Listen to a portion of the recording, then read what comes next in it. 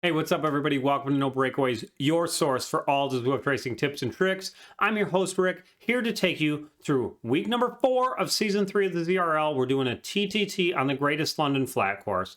This is a course we've ridden a couple times before, but what I'm going to do is use some footage from a past TTT I did with my team to kind of show you some of the sticking spots and a little bit more what it's going to look like in your race. I hope you enjoy. Here's the Greatest London Flat course, 31.3 kilometers, 209 meters of elevation gain. The name is a bit deceptive. This is a fairly hilly course. There's quite a few places where you need to just make sure you're watching the wheels in front of you, specifically out in the London fields that we will talk about in a little bit more depth. As a reminder, there are no power-ups in the TTTs and no intermediate points or anything like that. So this is just straight up as fast as you can go. This is going to be more of a raw watts course, as we found out in seasons 1 and 2. So if you're trying to pick between someone who's larger with higher watts in the same watts per kilogram as someone smaller, you want to go with a bigger person. They're going to get you more speed on this course. All right, here we come out of the gates. We do the jump start where you ramp your watts up and hit escape on that screen to get a really fast start. Remember, the WTRL said that they will penalize you even if you come out a millisecond early. So wait till right on the dot or maybe a second late just to prevent yourself from getting that 30-second penalty. Up here, you just take a right. It's very flat at the start until you get on the Classique course. We are going to take you to what I'm going to call the Classique Hill. Not a big deal, but just a little thing about 3 kilometers in. Coming up here on the course, you take this right-hander and you go to, I just called it the Classique Hill for lack of a better name. It's a very mild hill. I think it gets up to 4 or 5%, but just the first place on the course where you want to watch out. Nothing wrong with grouping it up here, because what you don't want to be doing is trying to sink and sprint through this. We had one guy leading out at the front there to just pull us along, and we just keyed off him. So just the first point in the course, and then you're going to take a left up here. That's a little bit rolly, but not that big a deal.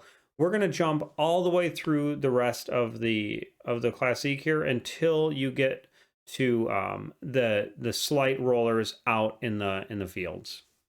Right at this landmark here at 17 kilometers, you go up and over this little bridge, and this is when you know you're going out to get in the fields outside of London, and this is where it's really gonna get tough. So we're coming up to this roundabout, and right after this roundabout is when it really starts getting rolling. And this is where we saw a lot of teams come unglued. We're over halfway. There's about, 13 kilometers left here. But you need to really be careful with your team. As you can see, we're coming up on a team that we're going to pass. Make sure you're not getting stuck on somebody.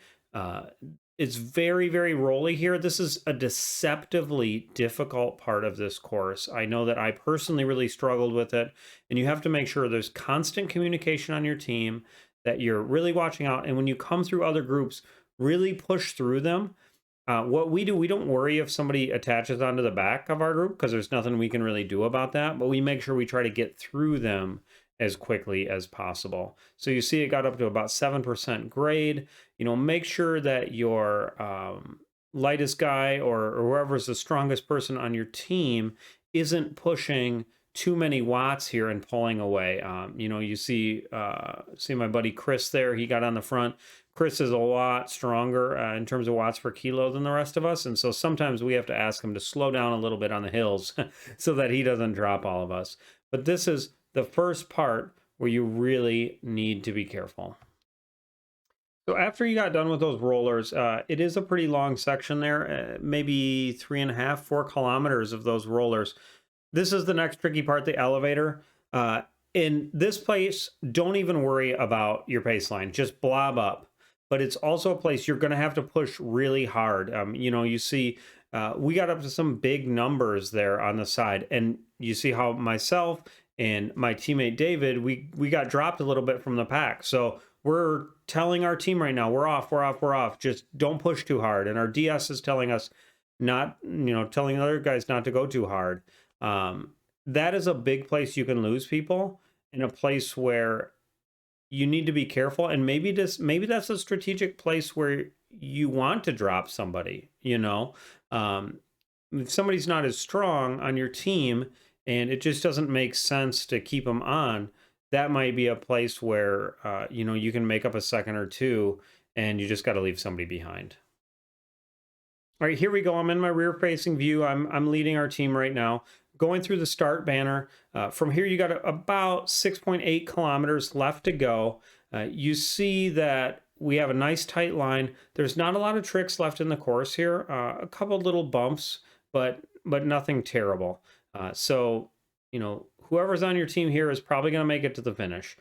Also, another tip from the master class that Matt Gardner did, make sure that, if it makes sense for you, you're using the different camera views to be able to drop back. I know I really liked it and sticking on that last guy. Last time up the Classique Hill at 27.3 kilometers, it may make sense for you to just blob it up at this point. It's kind of up to you, but just make sure that you're keeping your four together. From this hairpin here, you have 1.2 kilometers left to go. So, a minute and a half to 3 minutes, depending on how fast you're going.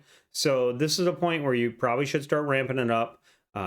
This is a great spot to, have somebody burn their last match if you have more than 4 people on your group and potentially drop off. But to get you some extra speed after that hairpin, really get your speed up at this point and try to keep it up. All right, here we are coming up on the finish. It ends up being 31.3 kilometers for everybody out there. You see we were pretty high up in the B class, about 42.40 for us. All right, so here we go with the expected total times. These are just recycled from season 2. Again, as I keep saying, every single preview, I don't know how the new draft will affect this, but I'm sticking with these same times. Hopefully it'll be pretty close. For the women, Cat A, you're looking 43 to 44 minutes at 4.1. Cat B, 45 to 47. Cat C, 48:35 to 51. And Cat D, 51:30 to 53 minutes. And for the men, Cat A, we're looking 38:40 to 40 minutes. Cat B is 44 to 46 minutes. Cat C, 49 to 51 minutes. And Cat D, 51:30 to 53 minutes. As for the course features, here it is in kilometers. I named 3 things here. The Classique Hill, which is that hill you hit at 3.6 kilometers and 27.3 kilometers.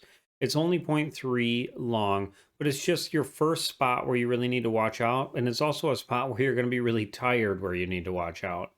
Then I said the Field Hills, 18.4 kilometers. Those last 2.2 kilometers where you really need to stay in your game, that's the most important part of this course.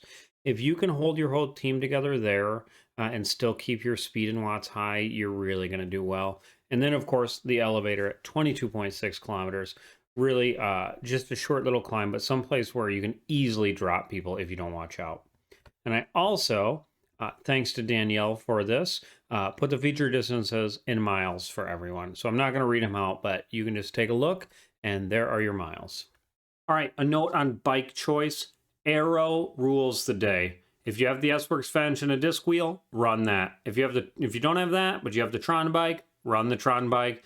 That Canyon Aero with the most aero wheels you have. The Zip 808s are good. The DT Swifts are good. Some of the Envy ones are good. Just find the most aero setup you can. I suggest that you go over to Zwift Insider and look at their speed charts. Eric does an absolutely fantastic job with that stuff. And he's really, I would say, the foremost expert in the Zwift world on bike choice. All right, that's the show for today. Thank you, everybody, for tuning in. I really appreciate it. If you liked the content, please click like and subscribe below. Let me know in the comments what I can do better, what you liked. I always appreciate it, and I try to respond to everybody who reaches out. I'll see you next week.